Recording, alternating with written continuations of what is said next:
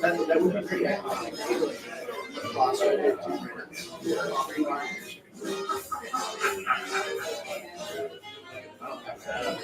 yeah, like you better.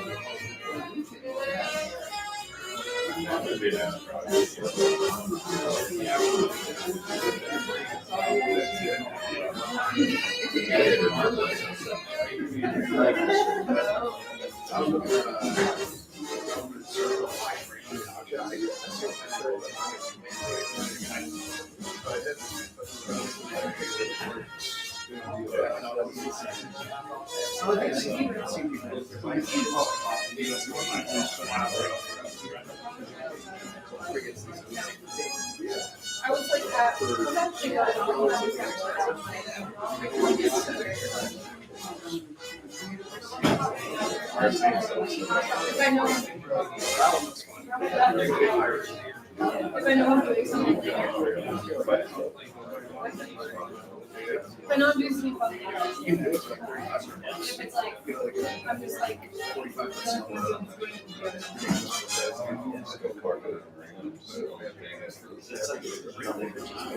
yeah.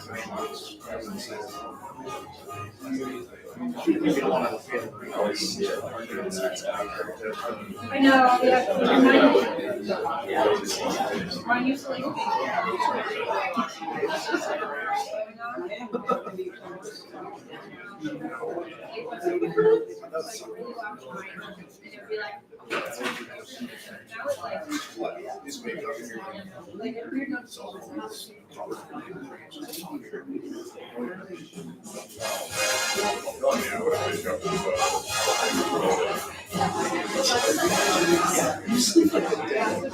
I don't know how you do it.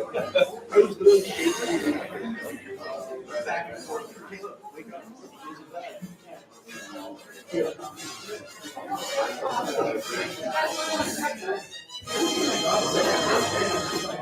Okay. Oh yeah. How's your day? Okay. I did a lot of work in a lot of yard.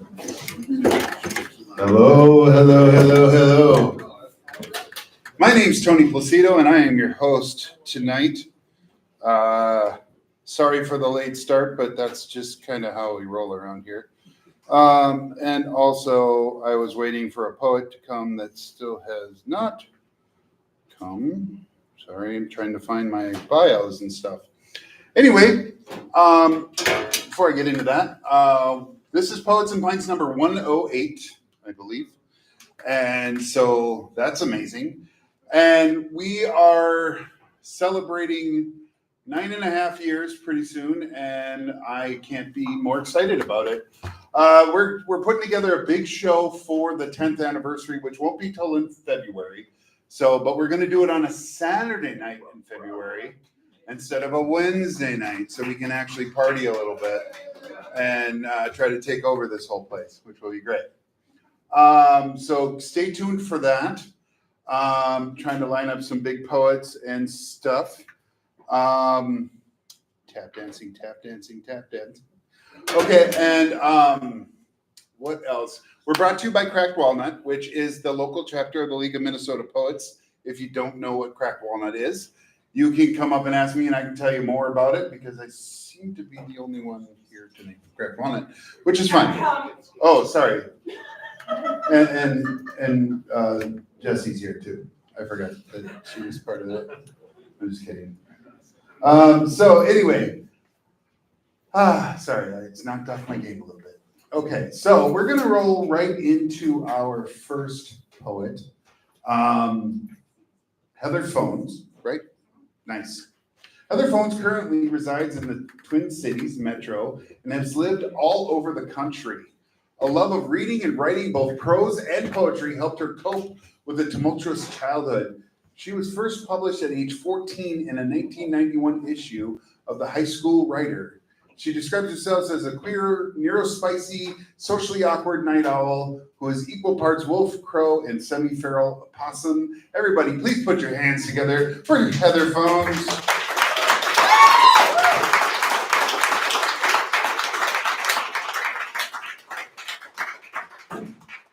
Hi.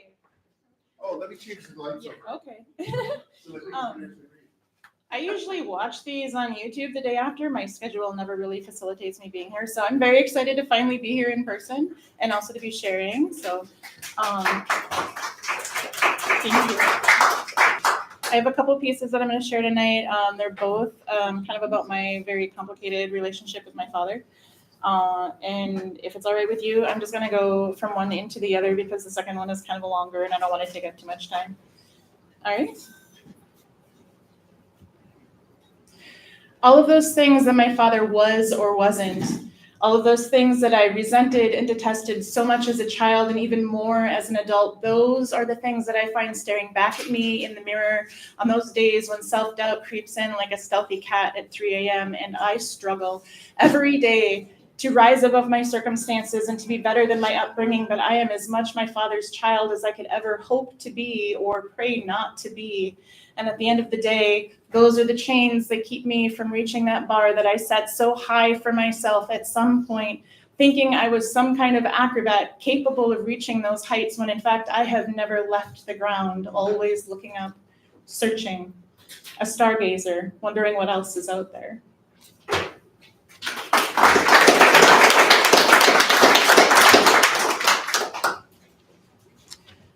When I was a kid, we lived in an old farmhouse. We lived a lot of places, to be fair. We moved like the tide, shifting here and there across the countryside, but that house was special. From the old glass marbles that I found buried beneath the dirt floor of that shed that we would turn into a chicken coop, to the beautiful barn, red paint peeling, falling down from misuse and missing the west wall entirely, climbing the old ladder into what was left of the hayloft, watching the sunset, listening to the crickets' chorus rise with the moon. The house itself was heated with an old cast iron wood stove, and there was no electricity on the second floor, which meant that I was sent to bed like a warrior against the dark, armed only with a flashlight. And for a while, there was no running water, which I think only added to the magic of the place for a little girl. As an only child, my only friends were literary, imaginary, and canine. My father's best friend was a joint. His mistress was the point of a needle, her skin-pierced, poisoned gift a reprieve from my mother's needy narcissism, but she was only his second wife. He would have two more. The house was old, but it was never empty. It was filled with the sounds of love and laughter, even though a current of bitterness and resentment flowed just below the surface. It was filled with the ghosts of memories past, like old black and white photographs tucked inside dusty dresser drawers, like those old glass marbles that I found buried beneath the dirt floor of that shed that we would turn into a chicken coop. It was filled with the sights of the wild weekend-long parties my dad would throw. That tiny house would overflow with the smells of weed and wind-blown leather and the never-empty bottles of beer that became as familiar as family. I was 4 the first time I got drunk, stealing sips from strangers at a party, them thinking it was cute until I, stumbling and slurring my 4-year-old words, snuck off to the hayloft to share my sunset with whoever would follow, but it was really just the dog. We moved 14 times before my 12th year, but that house was my favorite. It was a welcome change of scenery from the dusty, stale-smelling, dimly lit dives we frequented, me sitting perched atop a bar stool, atop a phone book, sipping on Shirley Temples, always with extra cherries, or pulling a chair up to the pinball machine so that my little arms could reach both buttons at the same time my parents got day drunk with whichever friend or acquaintance we were visiting that week. You see, my daddy was a biker. A soft-hearted, hardened modern warrior who lived his life on the back of a Harley. That bike and I were his pride, though he spent far more time with the former than the latter. My dad was never patched. He had a self-proclaimed wanderlust, hence the traveling, but though he never belonged to a club, he always belonged to the brotherhood, so he had friends in every state, and a million stories that he would tell at every picnic and pig roast we attended, like how he once spent a couple of months in the 70s working as a roadie for Willie Nelson, and what a wild ride that was. Like how he once drove that bike across a suspension bridge in Florida in the middle of a hurricane, and what a wild ride that was. Like how he once snuck onto and promptly got kicked off of the wrong bus trying to get autographs from his daughter's favorite pro sports team after the game, and what a wild ride that was. I learned from an early age to strap my helmet on tight, to keep my feet on the pegs and my hands on his belt, and to lean into the turns, and isn't that what life is all about? Holding on tight and leaning into the turns. I learned to enjoy the wind on my face and the sights of the city lights and crisp country cornfields flying by. I learned to enjoy the freedom of not being rooted down, a lightness of spirit that can only come from the open road. My father taught me to treat others with kindness, but to stand up for myself when occasion called for it. He taught me I before E except after C, and how to find poetry in mathematics and magic in science. He taught me how to appreciate good literature and how to make the most delicious, fluffy, perfect pancakes from scratch on a Sunday morning in an old country farmhouse. My father taught me to love somebody through their imperfections. He taught me that sometimes the best way to love somebody is through absence, because sometimes, even though you're both good people, you're not good together. My father taught me how to stay true to myself, and he taught me to never lose that self in another person, but that love itself is still absolutely necessary. Always love, always forgive, always tell the truth, even when it hurts like hell. Well, the last time I talked to my father, the last conversation I ever had with my dad, ended with him calling me an ungrateful bitch, which was fair, followed by me hanging up on him, which was also fair. My father passed away in his sleep sometime on a Thursday night, and we found his body sometime on a Monday morning, which means that my father died completely and utterly alone, which was the one thing he feared most in his life, and now I have to live with that for the rest of mine. Always love, always forgive, always tell the truth. At least we got one of those, right? Right? Sometimes I think about that old farmhouse and of that shed that we turned into a chicken coop. I think about the stories those walls could tell, the weight that they must carry. Well, the walls we build around ourselves can also tell stories, often the kind we'd rather turn our backs on or bury. So on the hard days, when depression wraps herself around me like my daddy's favorite quilt, patches made from old blue jeans, heavy with stories of their own, I like to think of that old farmhouse. I like to imagine my father sitting beneath the giant oak tree that grew next to it, the rooster in his lap, because damn it, if he didn't turn those birds into pets instead of food, because underneath his rock-hard, wild-card, weather-worn leather exterior beat a heart of gold. And even though life beat him down repeatedly, he always managed to find a sliver of hope, to see the beauty in every trial.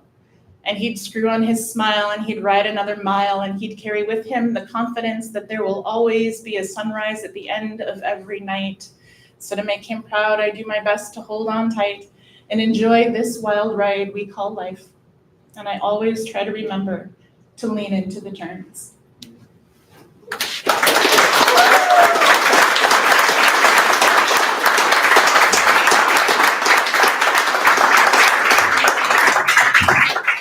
Keep it going for Heather.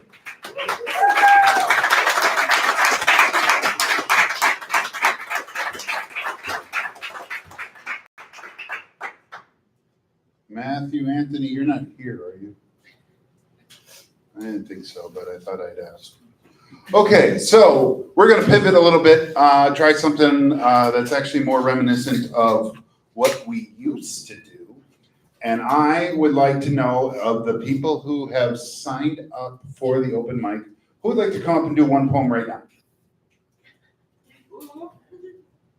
Good God. No one? Oh, Eric. Nice. Everybody, put your hands together for Eric.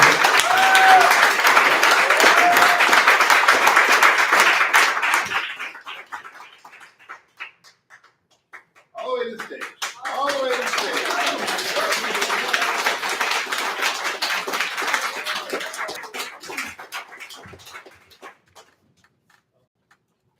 How's everybody doing tonight? Good. Really good stuff. This is Sub Rosa.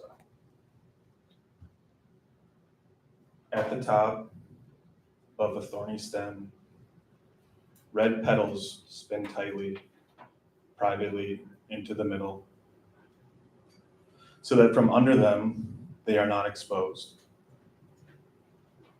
And only from front to back, within the bloom, will each thin red neighbor secretly know each other.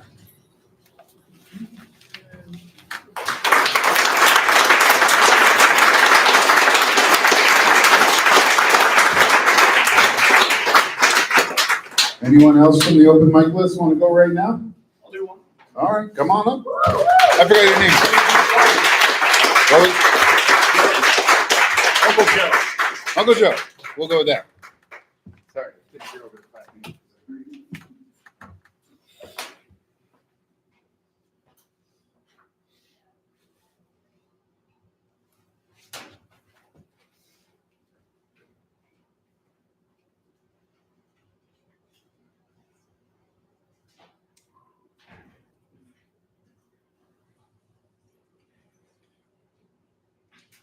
All right, I didn't prepare this one, but we'll see how it goes. Words for death. If I had to die gruesomely, I'd probably pick being burned alive. The tongues of fire licking at my skin, toxic hot gases poisoning my lungs and burning my throat. The very thing that held me in the embrace of life now smothering out my existence. But that would just be fine. See, I'd greet death quite gleefully. My tongue would wag rather freely. I'd say, "Oh, death, it's good to see you again." My arms open to accept him. And I'm sure he would reply with confusion on his face. "Again? This is the first time I've come for you, my friend." And I'd say, "Oh, really?" As I recall when I was sitting in the hospital room watching my best friend's parents standing over their son in a coma, when they thought he got clean months ago, and his mom burst into a sob, I swear my heart was pulled from my chest still bleeding. I'm pretty sure I met you then. And didn't I see your name on the caller ID back when I got the news from my brother that his wife had a miscarriage? I heard her cries in the background on the phone, pure pain pouring out for all the life that child will never get to live. I heard his voice break, the cracks of his sanity being held together like duct tape on concrete. I remember watching my uncle shaking your hand in the form of a bottle, and I saw you again behind the police the night my mom collapsed at the front door and they told him he tried to drive himself home. She said she should have done more.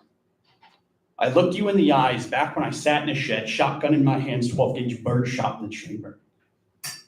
I walked away then. But now, death, I've got some words for you. You're a little too reckless in who you take. For someone that isn't my neighbor, you're a little too close to home. Your timing is terrible. You're too fast and you're too slow. You're too early and you're too late. I wish you only came when it rained, and I hope it never rains. But I know trees need a little rain to grow, and eventually the dust that makes up these bones will one day fertilize some hardwood that itself will be cut down to warm someone else on a cold winter night. So I guess all I can hope for is to be the fuel for a fire that someone looks at and gets inspired. So if I have to die gruesomely, I'll pick being burned alive. Thank you.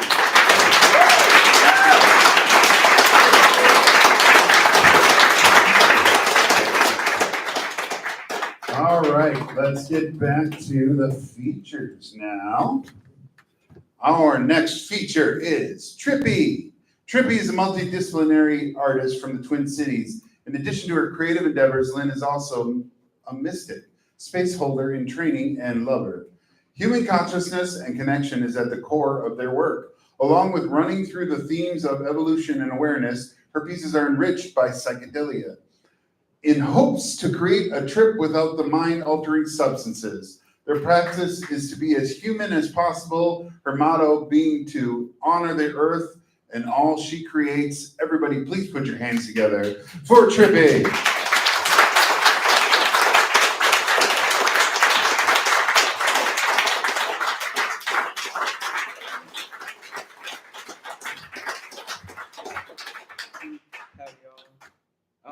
How y'all doing tonight? Good. I'm doing good. Thank you. Yeah. I have a couple pieces for tonight.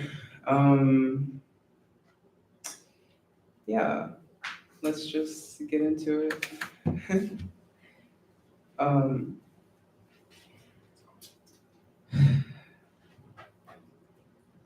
What am I doing here?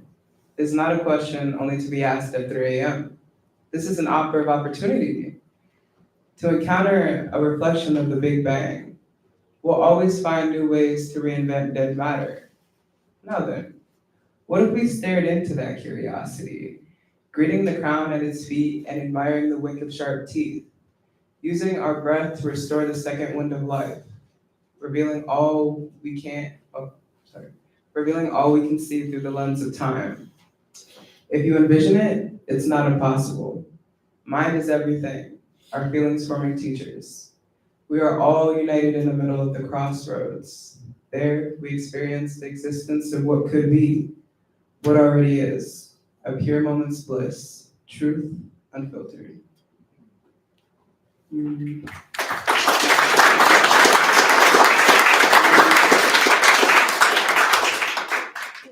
Okay. I have a couple, this one is a longer piece. It's called The Alchemist. It has no relation to the one from Paulo Coelho. But, yeah, stick with me. Yeah. The Alchemist, a master of adaptation, skilled at skimming the darkness in search of the next endeavor. Ah, the sun, been waiting on that one. The alchemist exhaled as they looked to the sky and understand from high-pitched ground why and what this journey was from the beginning. She knows the answers to these types of questions. The response need be sought all on its own, appreciating the power they have to make the end theirs. Oh, the alchemist. Master of all by being the master of one. The mask couldn't fit them, so he chose his own path. Among the trees, they would sing with the birds, and among those same trees, she'd roll through the grass, admiring the shells. I'm just gonna hold this. Admiring the shells and the coolness of dirt. With intention, they walk in pride of admiration, in pride of observation, in pride of gratitude, of being proud of being alive.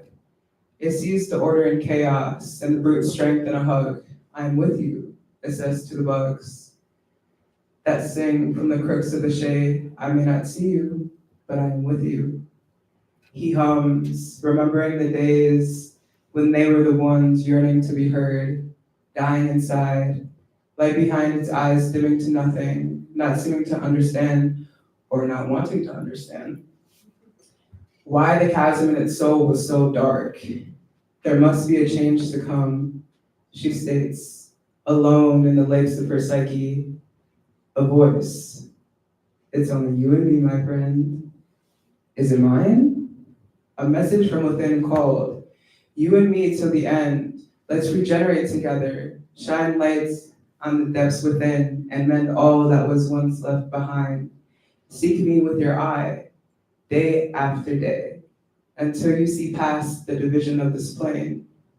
Until then, submerge yourself into me, bathe in a euphoria of your own glory. Please don't be afraid of the glint of my teeth having to send a freak chill up your spine. My dear darling, there will be nowhere and no need to hide. Feel the waves crash into your heart. These currents will deform you, leave you questioning who to pray to. Not me? We'll see about that. Footprints, patterns, blood, tears. I'm proud of you for courageously unveiling your fears. Transportation. Come on, you got it. Almost there. Transformation. You answered the call, answered your call, trying time and time again to find the perfect retreat. Peace was made for you the moment you decided to take a seat. This life is a lesson to be learned. There's no way you could possibly face defeat. Thank you for trusting me to support your steps through this fleet. It reveres. The flexibility of your flesh and armors me, growing to hold breath designed to be released into a deep sigh, the bridge to our elixir of life. To witness such a powerful soul, I knew there was a reason I chose to observe you. Movement of your skin, abilities of your mind, given breath to restore the second wind of life. Everything seeks to manifest with you. Individualized kisses imprinted on the face of time, held tightly in the palms of creation. Beloved, you're full of bravery to break through those spells. Come, my infant, I'll nurture you well. With your heart and mind, we will form paths that connect present with past. Muster up hope, young one, for it's one of many nutrients to be collected along the way. Like jewels, rainbow adornments, sit with it. The sacrifice of a beating heart is an untold tomorrow. Do not take for granted that time here is borrowed. Accept your faults, come to let go of tensions with ease. Sow seeds based on what you want to see. It adds as it begins to recede. Intentionally, you move until intention moves you. The alchemist sits with the messages gained during their many moons away. With an enhanced sense of space, a buzz within rises. The flame ignited. For now, she knows her place. Done. Do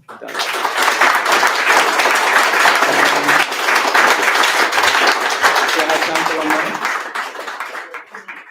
2 minutes? Sick. Okay. I got one more for y'all.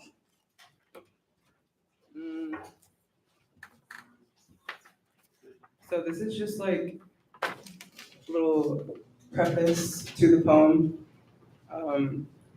I also haven't shared this one. So, the christening or whatever. Okay.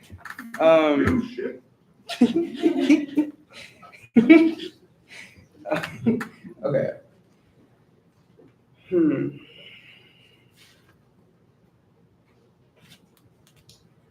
This story tells the journey of two halves, Namd, which is consciousness, and Nimand, which is subconscious. They've traveled through the seas of themselves to reach the lighthouse that lay on the hill of salvation. The light represents the unification of being. They decided to leave what they knew to follow the call, not knowing its origins or of what the journey had entailed. They trusted. Nam's taken the role of navigator, and Nimmond, taking the role of the terrain. Locked in the commitment of growth, they persevered. In times of conflict, they always came back to the agreement they made back in the land only they knew. The lighthouse has always existed, its hum eternal. As long as they stayed tuned in, they were bound to experience it, the sweet fruit of enlightenment. Although they are far from shore, do you think they'd stop now?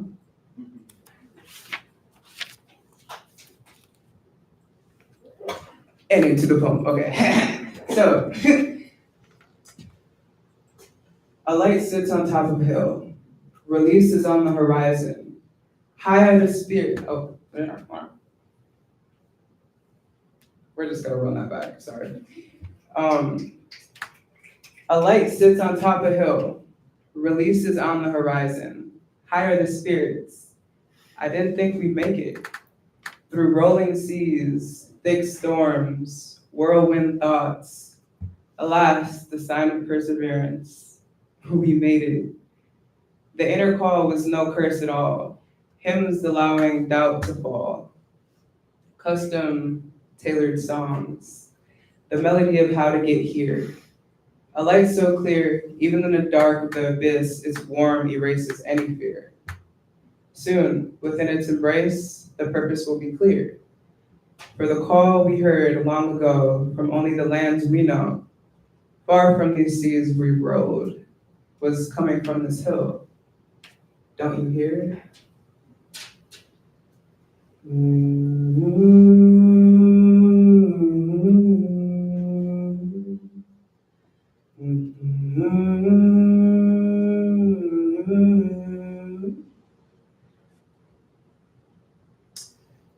It's still a work in progress, y'all. Please bear with me. That hum was this light made tangible through our gift of sight. This lighthouse is the manifestation of our plight, the reward for our courageous fight.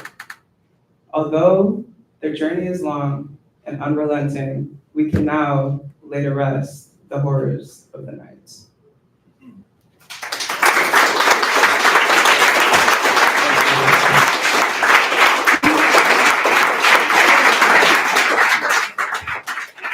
Keep it going for Trippie.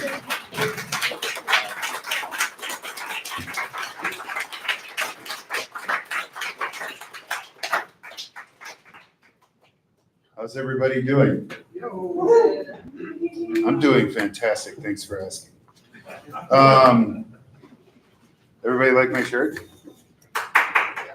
Very good. It's an awesome shirt. It's my new favorite shirt for sure. Well done, Tony. Well Thank done. you, thank you. And I'm always not trying. I'm holding this book because it's besides all the books from our next performer, we have this book for sale locally here. This is poets from the first 2 years that we were a show, which would have been February of 15 through January of 17. So there's a lot of fantastic poets in here, all submitted a poem for this book. This is a fundraiser for Cracked Walnut in the League of Minnesota Poets. So if you want to buy one, they are $15. And like I said, all the money goes to Cracked Walnut and the League of Minnesota Poets. Just talk to me. Okay. Moving on. Let's bring up the guy I met when I was living in Kansas City 1,000,000 years ago, otherwise known as 2012. Tap dancing. Okay, here we go. See Brisendine. God damn it, I even asked her how to say it. See Brisendine is a lifelong, so far, Kansan, and a 2024 Pushcart Prize nominee and undefeated against the New York Times crossword. I don't believe that at all. His work has appeared in just the last part. His work has appeared in the US, the UK, and Australia, and apparently his second collection made it as far as the demilitarized zone between North and South Korea before turning back. Nice. He has no degree, one tattoo, and a fondness for strip mall Chinese food. This is his first visit to Minnesota, so give him an extra loud welcome, everybody. Steve Brisendine.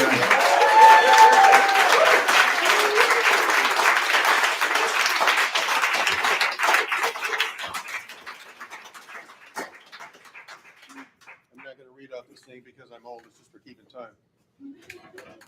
Thank you, Tony. Thank you, poets who have read so far and will read, and thank you all for being here. Let's get weird. I have to get in here. It's my baseline. Kansas City, which is not really Kansas City, Dream 9. A warm, wet May or June afternoon, gray above and green below, and I have descended to the lowest level of the museum. One long room, open on more or less the west side to an overgrown ravine, a tangle of thin branched, white-barked, almost trees. It is either the Nelson Atkins or the Kansas City Museum, though also both and neither, depending on whether the thing or things contained in this discreetly lit display case are, or possibly is, a polished, white, gleaming narwhal skeleton, a stylized bas-relief of a narwhal executed in white marble, or a matched set of crossed lances, ebony shafted and of unknown provenance, whose deadly white points are narwhal tusks. Each takes a turn in the case each time I look away. I hope it is not my task to make a final decision. The rain has made me too sleepy to think.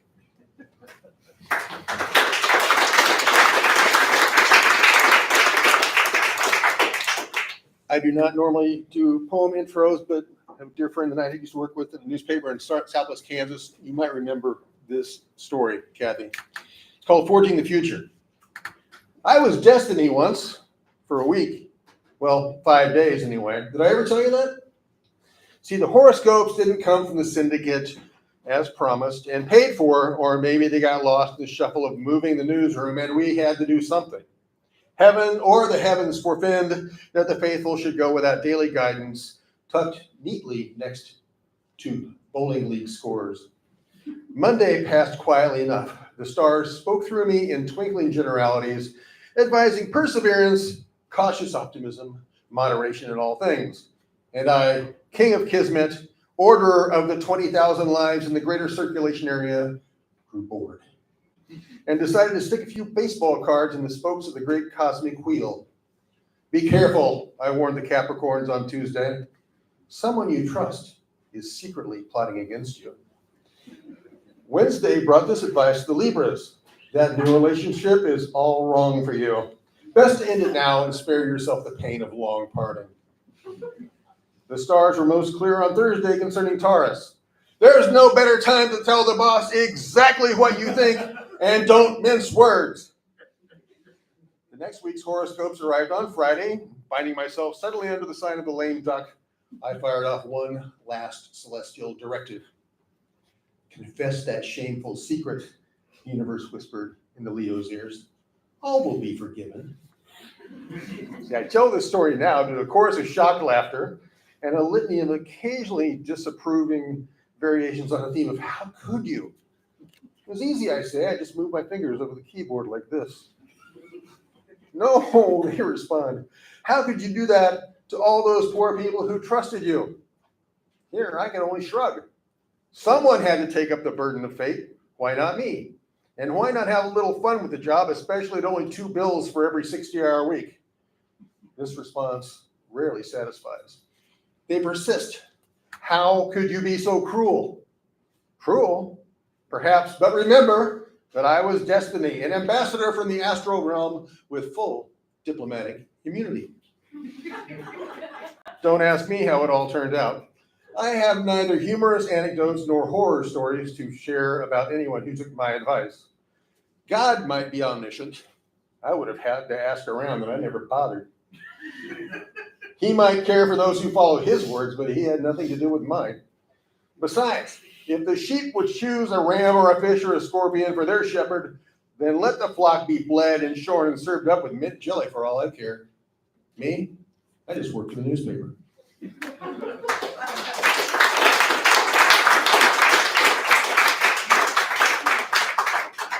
We are between Mother's Day and Memorial Day. I have one for each. in two different books. You'll know which one this is first. Second Sunday, 34th year. Black ink day for florists, restaurants, regrets. I have written decades worth of what I should have said then. Still not touched the half of it.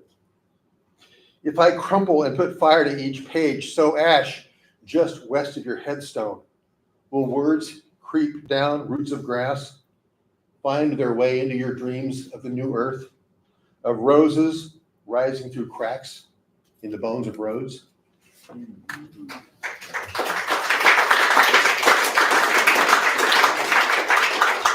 This was tiny, I can do it from memory, but I like showing off the cover of the book.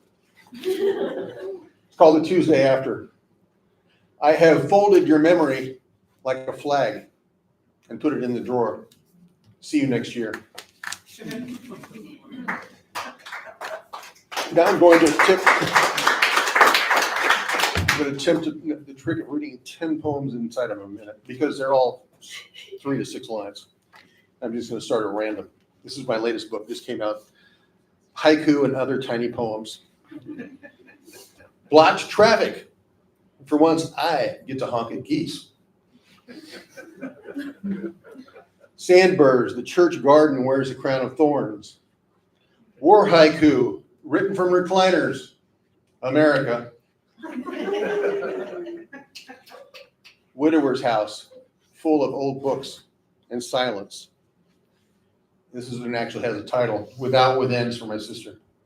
The chill of your absence presses down like wet snow, finds cracks in my soul, seeps deeper than bone. Eve of summer, no shade at the bus stop, but the sign's shadow. Bus stop at the evening rush hour, she preaches hellfire to an empty bench. And the last from this collection, Fermata, Rest. One line, then the second. Now let silence rule. What screamed inside your head while you waited?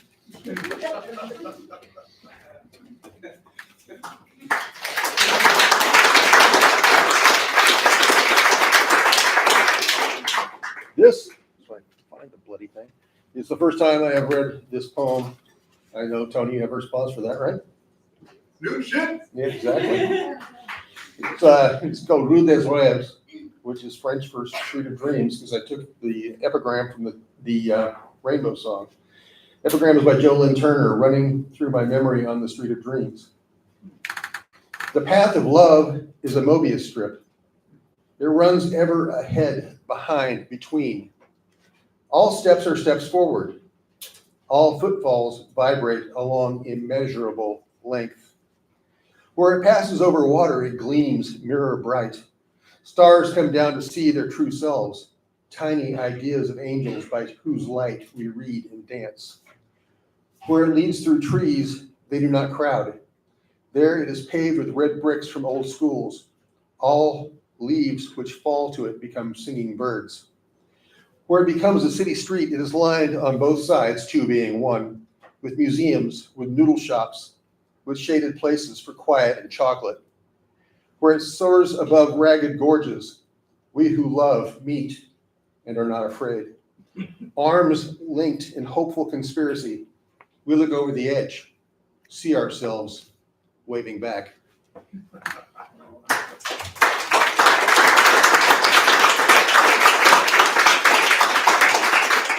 I'm going to close with a collection from my first book. It's called The Words We Do Not Have, because every poem in here is based on a foreign word for which there is no one-word English substitute.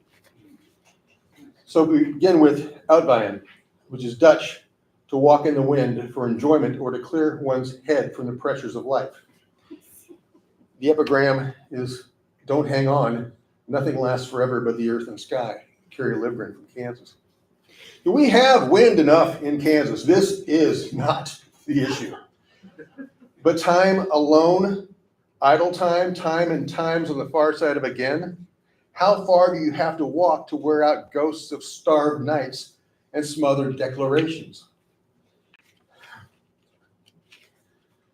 There's more I meant to say here, but the branches have stopped moving and it is too quiet to think. 2, if these tulips would hold still, I could send you their picture. The tall one is boisterous, whipping back and forth. It calls your name misspelled and grins. I do not know what sort of bribe to offer for good behavior. 3, I was 14 or just shy of the day red Permian dirt howled in from the south. A mile home from the junior high school, give or take, the right side of my face stinging. Fingers can stop only so much. It came in under a back door, spread itself across the kitchen floor and infiltrated cat's fur. Dared us to roll up rugs and fight back with brooms and wet towels. As children of the Dust Bowl, my parents shrugged and let old muscle memories take over.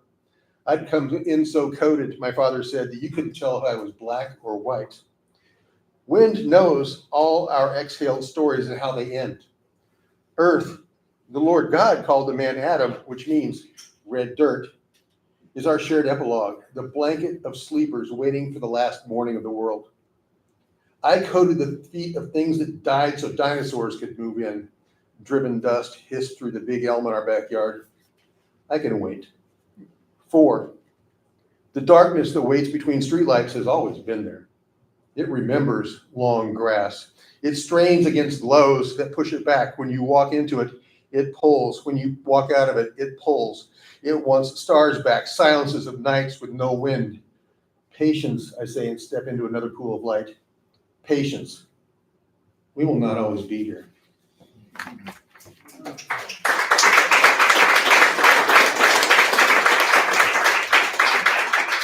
The death poem made me think of this one. Ajal, Bahasa Indonesia, the hour at which a person is fated to die.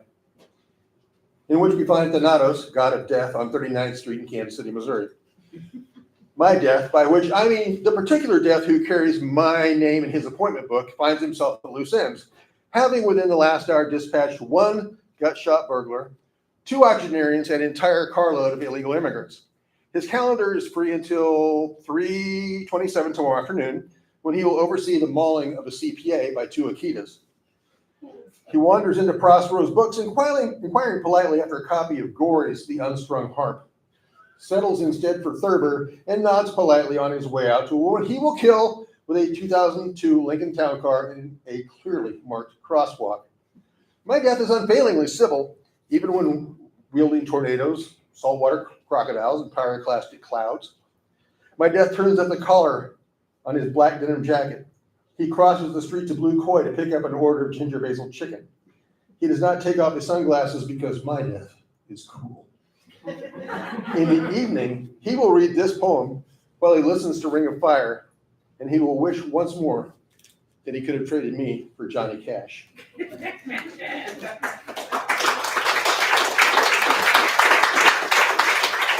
I will close with this one as soon as I find the bloody thing. Again. Okay. This is, oh, I had it sewed down and I took out the thing. All right. Where are you? Tritar. Swedish, the second refill of a cup of coffee. The third cup of coffee likes you. The third cup of coffee finds you fascinating, in fact. See, the third cup of coffee can't wait to hear your poetry or the idea behind the novel that you start every November, or the one where all your dead relatives or the main character's dead relatives, but they say, write what you know, come back every autumn between the fall of the first leaf and the fall of the first snowflake. The third cup of coffee is impressed that you have never lost to a Sunday crossword, and you are trying to write one yourself. You have to think diagonally, you say, because words have so many definitions, and the third cup of coffee nods hard because it knows just what you mean. The third cup of coffee wants to know what you did last weekend or what your plans are for tonight, and whether you think Spain and Catalonia and the Basque Country. The third cup of coffee understands and raises both eyebrows in appropriate appreciation when you call it Euskadi, should shake hands and go their separate ways. And then it's gone, and every eye in the place is glazed and cold as your mug, and there is no one else at the table. Thank you.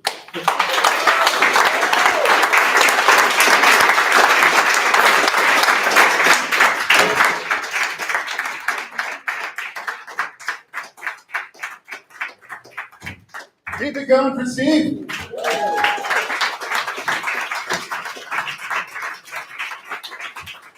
Okay, so we're going to take a break here in just a moment. But first, I'm going to go over a couple things. One, like I said at the top of the show, we're put on by the League of Minnesota Poets and Cracked Walnut, which is a nonprofit organization that helps promote poetry throughout the Twin Cities and the state of Minnesota. And for that, we do pass around a proverbial hat.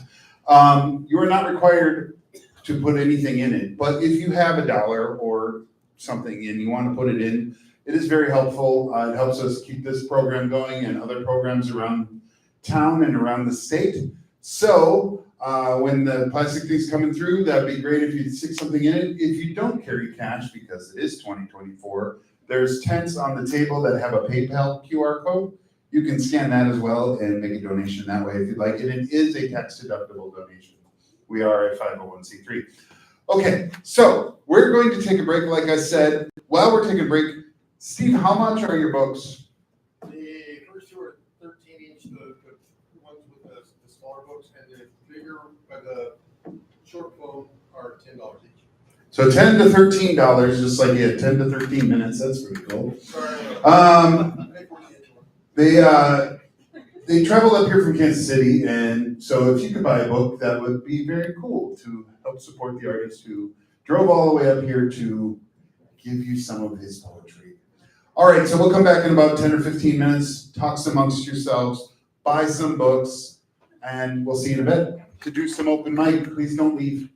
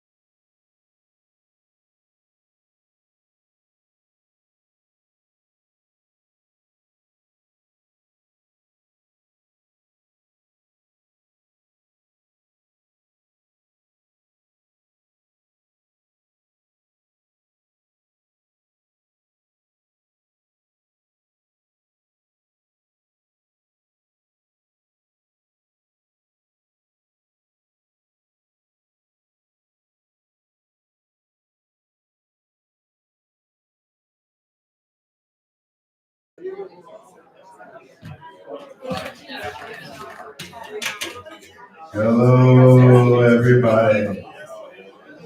Hello, everybody.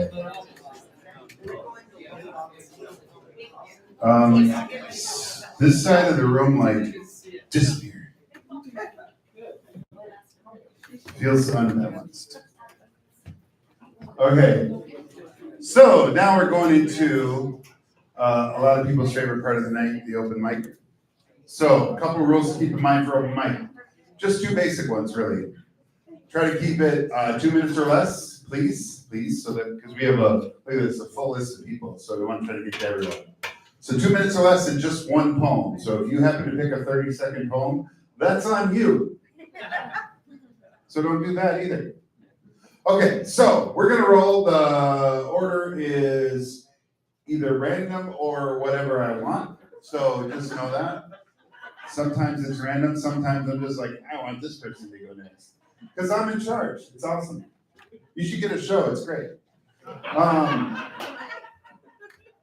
All right, so, but let's see, there's 1, 2, 13.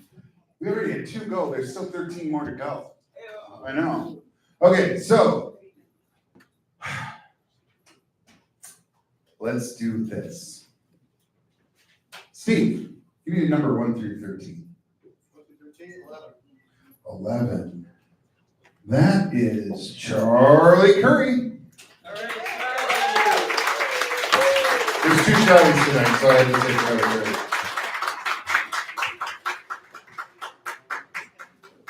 Yes, right, all the way to the stage. What's wrong with you?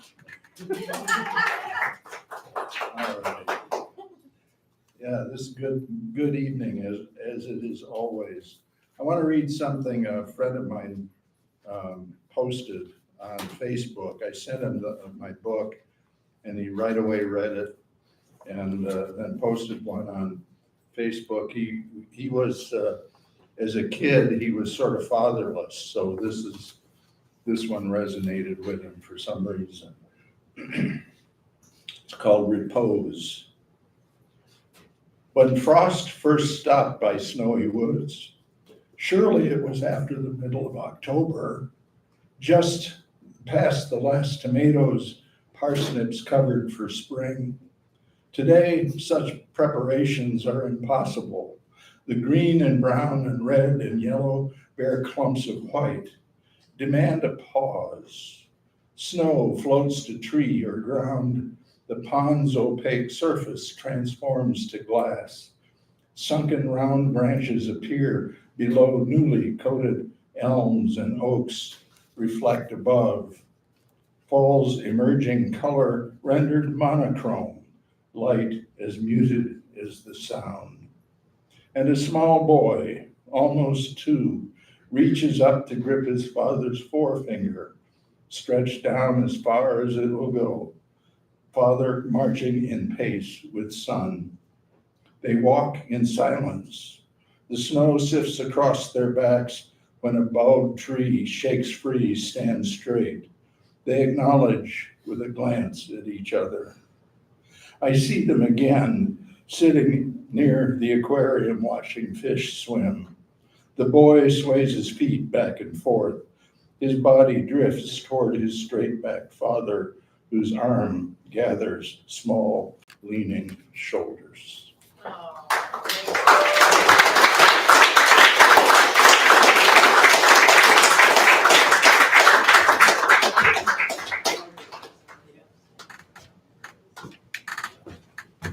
Allie, I'll think about it. I got a text message. Okay. No, of course you can. So let's go with Jane, 1 through 12. 3. 3. Katie B, come on up.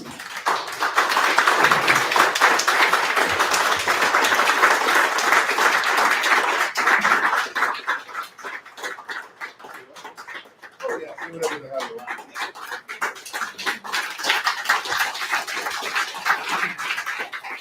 I appreciate you guys keeping that going while it took me 15 minutes to get up here. So thank you. She just wanted to know if she could swear. Yes. So my name's Katie. I moved here about 2.5 weeks ago. From where? Columbus, Ohio. Oh, nice. Yeah, so very happy to be here. I did migrate. This poem is about Artio, who is the Celtic bear goddess.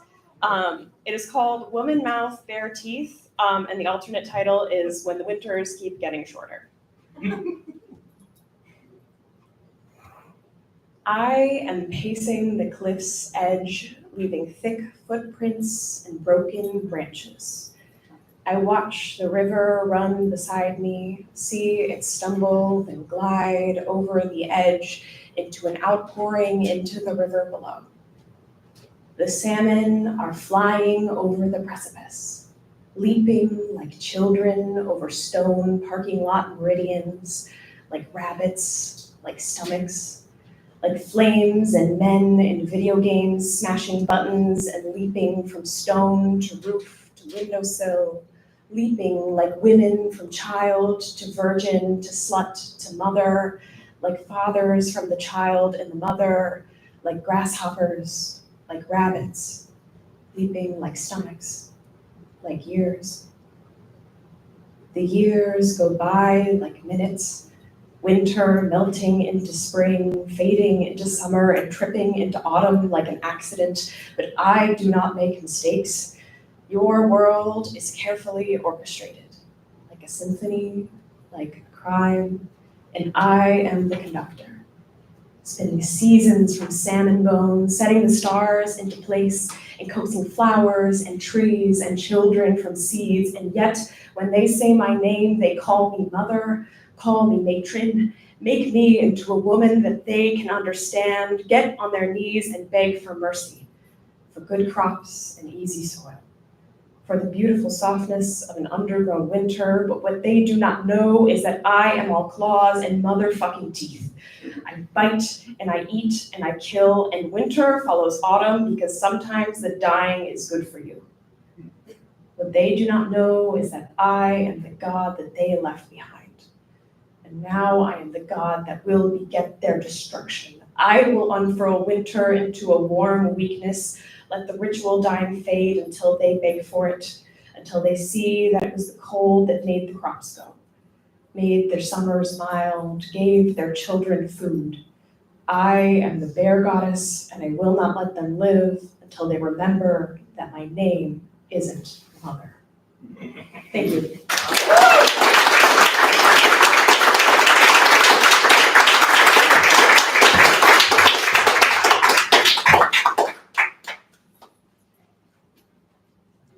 Now I want Lauren to go because it's my decision. So Lauren, keep going.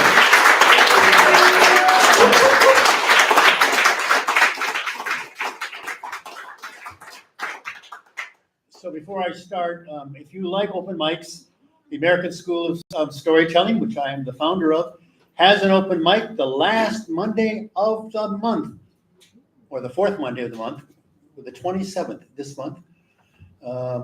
Free, no features, just poems. Lauren, that's Memorial Day. Will you still have it on Memorial Day? Yes, we will. We'll memorialize it.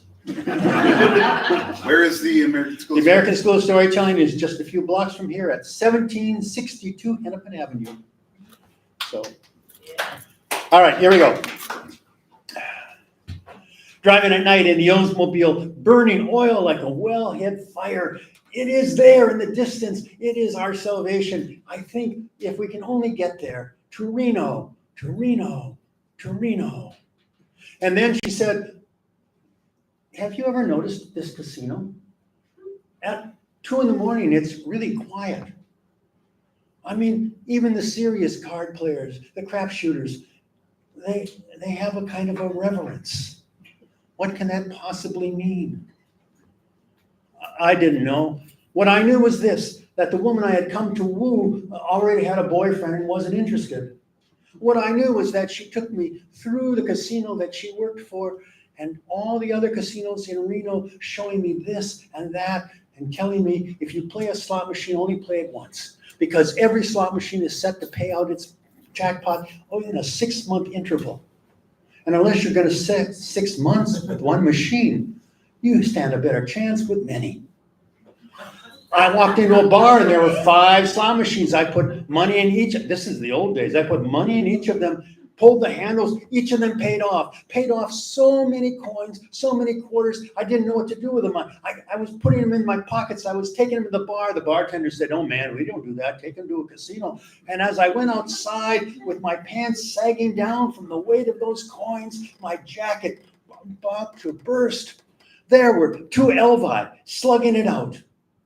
One was sort of a early, 50s blue suede shoes guy, and the other was Elvie from Vegas with the white jumpsuit. And as they stood there punching each other and accusing each other of not knowing how to sing, there was a third Elvis next to me, and he says, "Oh, those boys, they don't know how to sing, and it's clear they don't know how to punch either."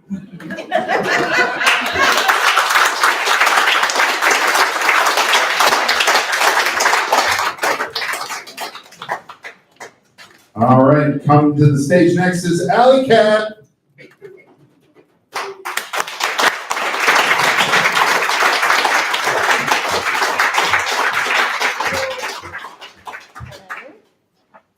I asked if I could read 2 poems, and they'll be short poems. And the reason is my daughter's bio mom died 8 years ago, and the anniversary was yesterday. And so I'm going to read one that I wrote and then one that she wrote.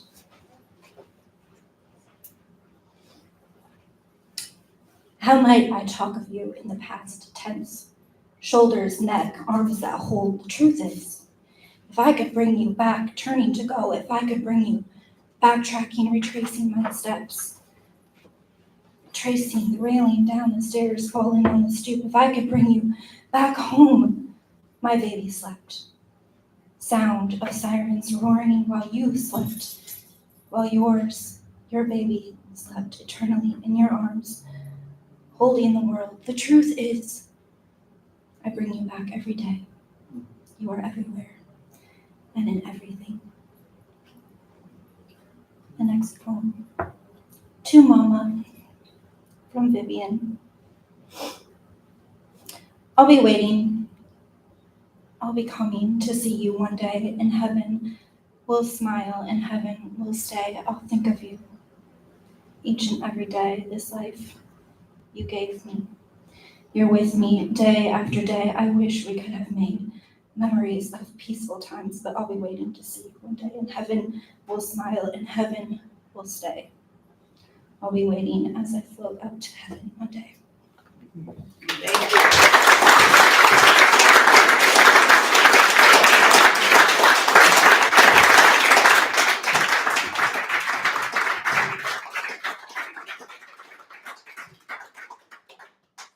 Next to the stage, we're going to bring up Coral.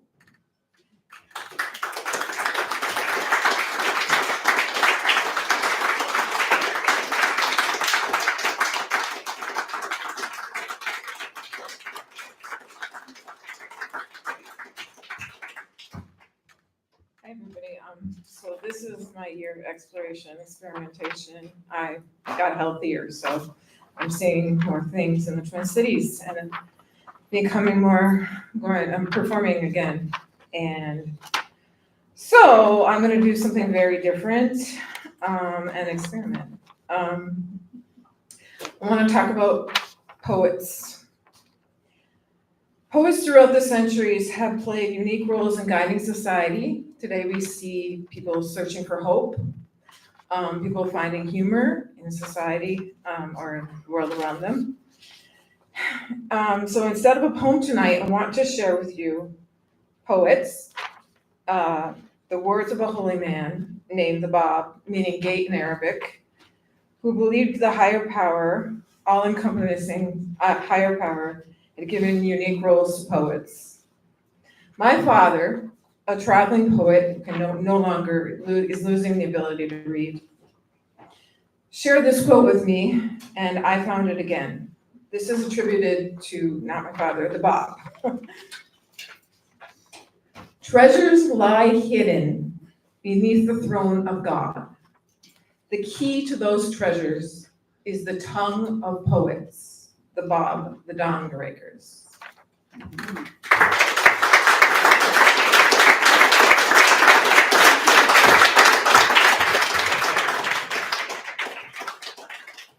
Next to the stage, we're bringing up the second Charlie of the night.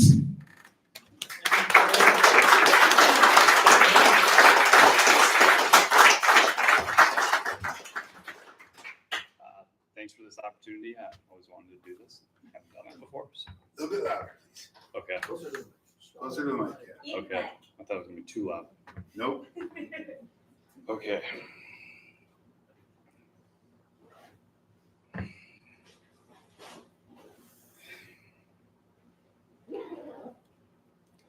Where are the screens taking us? Where does the wonder go? I once thought I knew you. I may have even loved you. I am certain we once were friends. But lost in the sea of our new digital technologies, we all just became addicts in the end. I say this as a warning, so as you do not fall prey. Our 21st century habits are funny in a deeply troubling sort of way. Our way of life is changing more than you or I could predict. So let's hold on to what's human and try to love a little bit.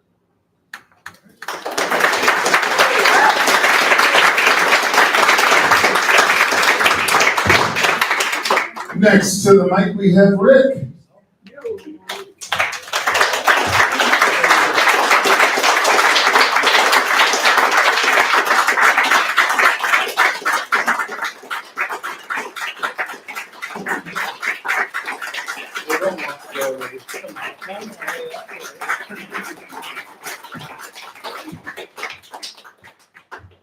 Good evening, good evening, good evening. Tony, I know you. I can't see anybody now, but I can see the microphone in front of my face. You can tilt it down if you want. There.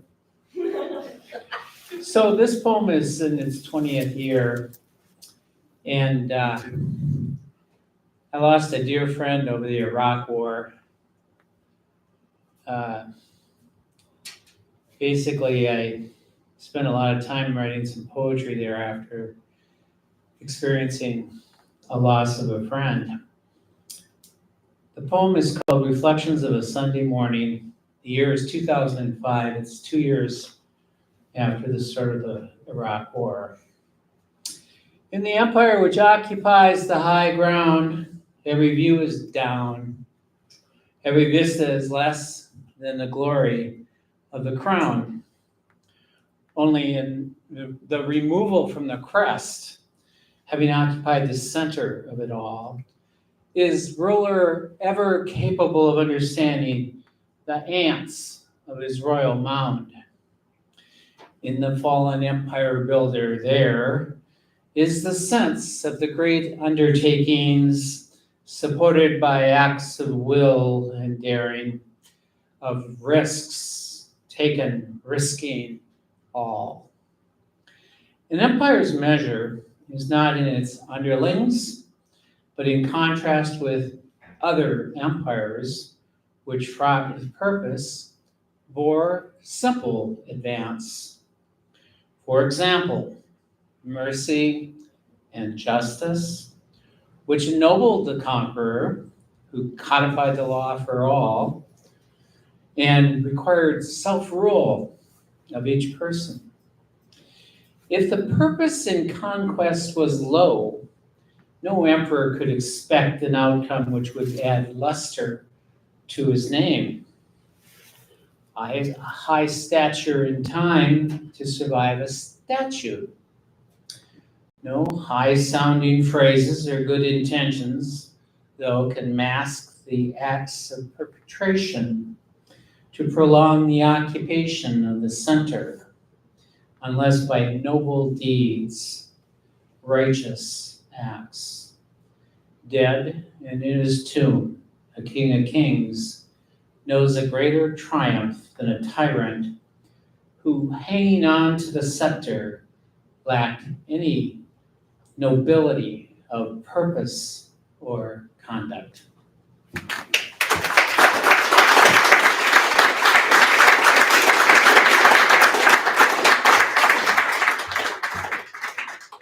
Next to the stage is Willow.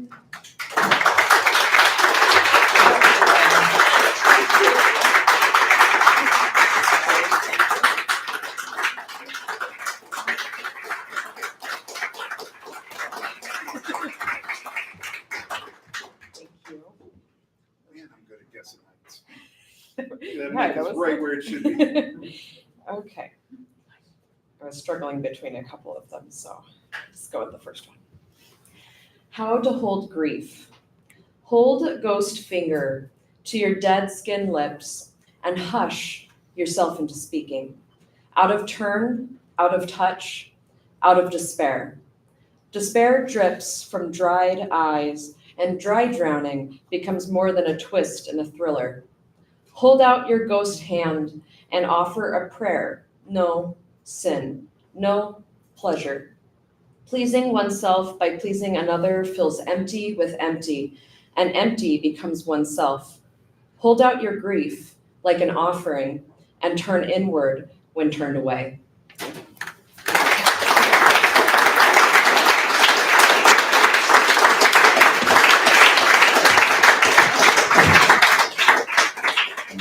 Next to the stage, we have Joey.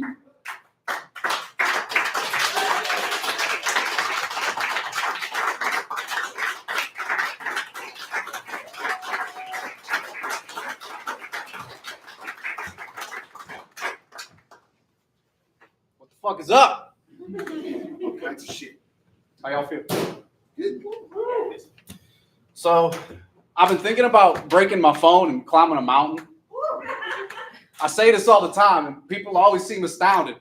They ask me why I want to. I just tell them that I gotta. They say, that seems kind of hard. And I'm like, I don't see the problem. See, I've been living at the bottom, and I'm hungry for a purpose, chugging Tito's. I'm going to be online and mad at strangers, cursing, feeling worthless. I stare up at that summit, and I'm certain, or at the very least, I think I'm either stubborn or determined. Either works for me. I'll purposely drop my phone in the river. It made me feel dramatic. Got another phone delivered. I really think I've had it. Don't think I can stand another day. I called off work again and stayed in bed till supper came. Fuck it. They won't find the body for a while if I simply sit and die behind a pile of my dirty clothes. 30 more minutes in the morning. Give me 30 more, and 30 more, and 30 more, and 30 more, and 30. Now I'm 30 and my body hurts. God, won't the misery stop? I've been having vivid dreams about these shimmering blocks. I keep collecting all these keys, but I don't see any locks. When I see the mirror, it's me, except she bleeds when we talk. God damn. I wake up and remember I'm broke. Try to keep my breath steady and the feathers afloat. I think about that mountaintop and how I'm going to scale the crests. I really don't know how to stop when I'm scared of death. Where's the ledge? I might have made a mistake. I grip my phone tight as fuck and I glare at a lake. The mountain face is mocking me. I'm high enough to know that. Got me zipping up my jacket and admiring the format. The bluffs looking like unnatural puzzles. If there's ruins at that peak, then I'm dancing the rubble. My boots at the pavement and stomp a splash from the puddle. Like, ain't it funny how we can become attached to the struggle?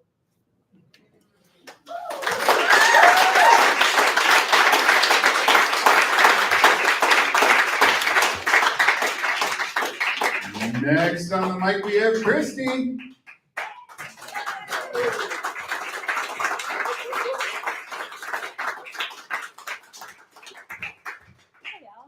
Hey, Christy. Hey. I thought this would be a good week for this one. It's called Branch of Mine. You were conceived in a forest. There were sticks in my hair. You are my dryad child slipping from tree to tree. I only see you when the moonlight touches, just so. I come down at midnight to swim in the stream where the diamond waters lead a path to your door.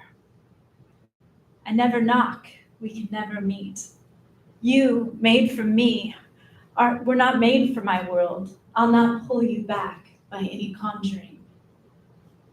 Only let me swim here in the stillness. Let me listen and hear your voice. singing in the sigh of the wind. I will keep coming back. Do dryads grow old? I will. And I will walk while I can, crawl when I can't. And in the end, I will make them carry me down, lay me in the lichen here at your feet, my wrinkles turning into roots, until I too am conceived in a forest, sticks in my hair.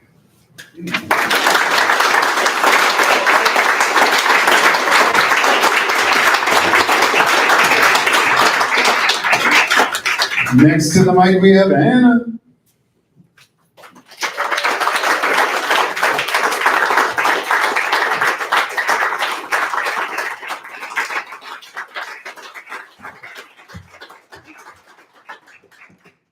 You are good with heights, even with heels. Awesome. All right, so this poem is titled this poem is titled Beings of Light. We are beings of light, living in darkness. Just look around us, this world is a mess. We witness our society in disarray, but we hold the power to pave a new way. Through compassion and love, we can heal, transforming the wounds that others feel. We are here to cast out shadows and to love as much as our hearts allow. Eventually, the light will be found, for we are like seeds planted in the ground. Our suffering creates tears which keep us watered for years. When our roots are strong enough, we will find our way out. Even when times are tough, we will make it through the drought. With each passing day, we find the strength to rise, emerging from shadows and reaching for the sky. Amidst chaos and confusion, we stand tall, with hearts ablaze, ready to heed the call. The sun will kiss our skin as we live life authentically. We are as we are meant to be, one of a kind, and finally free. Look beyond the mess that clouds our sight. Seek the light in your soul, for it shines bright. We are the ones who cast out shadows, illuminating paths where hope was once narrow. We are here to bring peace and love to those who need it most, and to volunteer as tribute when light needs a host. For when darkness looms and shadows dance, we can offer solace through a hopeful glance. Thank you.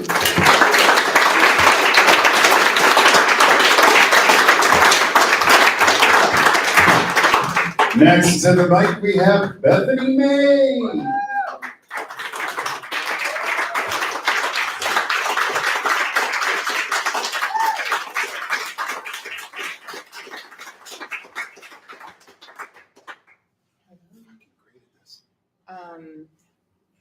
We have like a little theme going tonight. I don't know if anyone else has noticed about death. And so I thought I'd add my own version. My mom died about a year ago on Monday. And so I wrote a poem about our last conversation. This is based on that. You might also, I hate prefacing poems, but you might also hear a little bit, she was a embroiderer seamstress, so there's a lot woven into this. I need to dance with life. Need is a strong word. I need 1, 2, 3, 4. I'm still here. I need, I'm dying. Waltzing in place, back, forth. A pendulum swings, the needle of life, moonwalk of death. A ladder stitch for struggle and strife, plie, the dance is in style. I'm with you, I love you.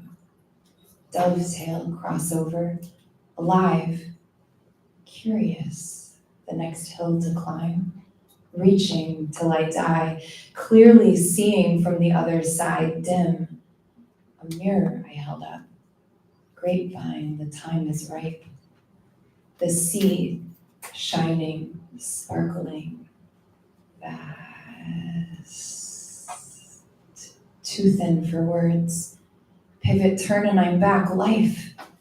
Every inch, every millimeter. My body is woven into a wheel. Inhale deep. Vibrant, like a rainbow.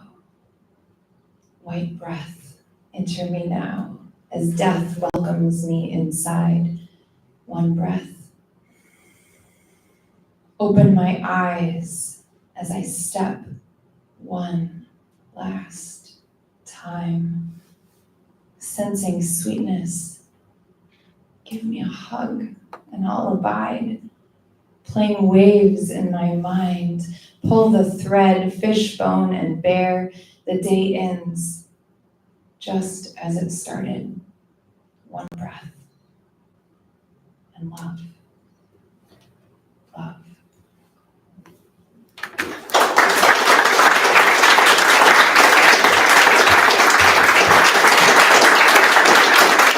Coming up next, we have Jessie Marie.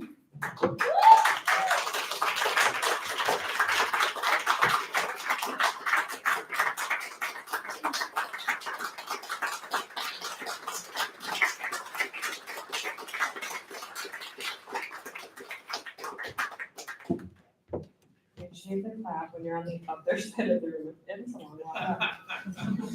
All right, Bethany, I totally agree. The undercurrent, death. However, as we all know, death really is love. And so I've been on a little heart sabbatical for the last several months following a kind of devastating breakup. And my therapist asked me, well, what do you want to do with this? What do you want to be? And my response was, I want to be love. I want to be love. I want to be love for my girls. I want to be love for my friends. I want to be love for all the things that I do in the world. And I've never really been good at writing love poems, but this poem poured out of me last week, so it's new shit. And I'm going to share it with you guys to hopefully alchemize and wrap up this lovely evening. Love isn't enough. Oh, I have to preface, I'm gonna sing and I fucking suck, dude. So hopefully you guys drink enough. All right, just gotta get that out of the way. Love isn't enough. I no longer want to find love. I want to be love. I wanted to pour from my fingers, radiate like hope, bloom like watercolor dahlias on canvas. I want to be love. I want to be love. Isn't that enough? Isn't that enough? No, love isn't enough. It isn't enough until you can feel it. Feel it down to your bones, let your pain decompose, forget what you once knew, who you once were. Feel the magic of connection, of bearing your raw, authentic, uninhibited self, and love that self wildly, freely, without condition first. Mirror, so that way you can see love mirrored back to you, and then go and show that love to others. I want to be love. I want to be love. Isn't that enough? Isn't that enough? No. Love isn't enough until it becomes a religion, a song, a revival, a way back home. I want to be love, embodied in it all, alchemizing the fear and pain of the unknown, letting go of the past. Love should be a mantra, a deep means of falling apart and coming back together, broken yet whole. At the end of the day, I want my heart soft, my mind open, and my feet to be dancing in the kitchen with love. I will be love. I will be love. Let that be enough. Let that be enough to survive to the end. The only way you survive going through the tornado is not by holding hands, but by wrapping and interlocking arms and legs and holding them together and tightly as if to make two bodies into one. And to stay connected. Stay, stay, stay that way until the storm has passed.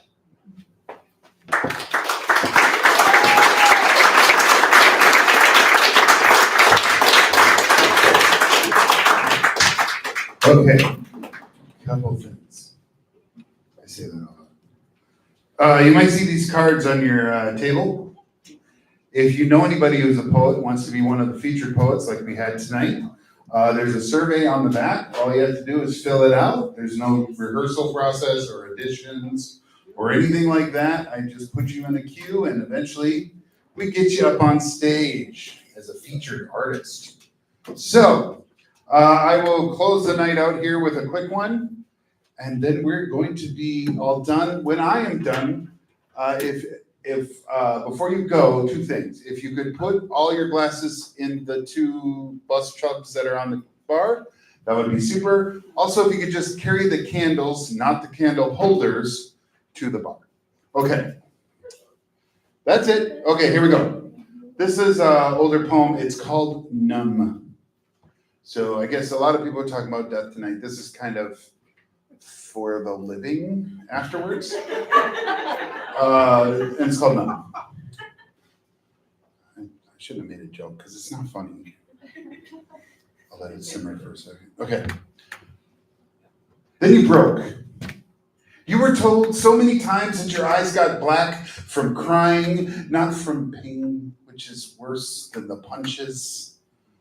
Sadness is water in a drain. It swirls out and then the hurt stops. Numb. The feeling of not feeling. If it had some zen, it might be useful, but it isn't tranquility. It's tedium. All I can say is find your glue. The duct tape for this dilemma.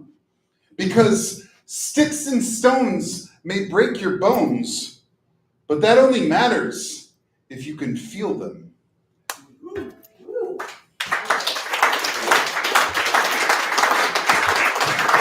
So, yes, also bring the table tents to the bar as well. Thank you everybody for coming. This has been Poets and Pints number 108. Heather has already left, but let's clap for Heather anyway. And Trippie as well, who had to leave. And from driving all the way up here from Pints City, Missouri, Steve Brisendine. Thank you so much for coming, Steve. We really appreciate you having you here. Yeah, buy a book if you haven't already. It helps pay for gas. Gas is expensive. I don't know if you drive. If you don't drive and don't know that, gas is really expensive. So anyway, this is Poets and Pints 108. 109 next month, we will have another poet in from out of town. So make sure you're here. It's going to be on June 19th. I believe it's June 19th. And the poet is coming from Des Moines. Her name's Kelsey, and she is closing out her tour here. So this is her last stop of her tour. So be here next month. Thank you so much for coming. I'm Tony Plocido. I'll see you next month.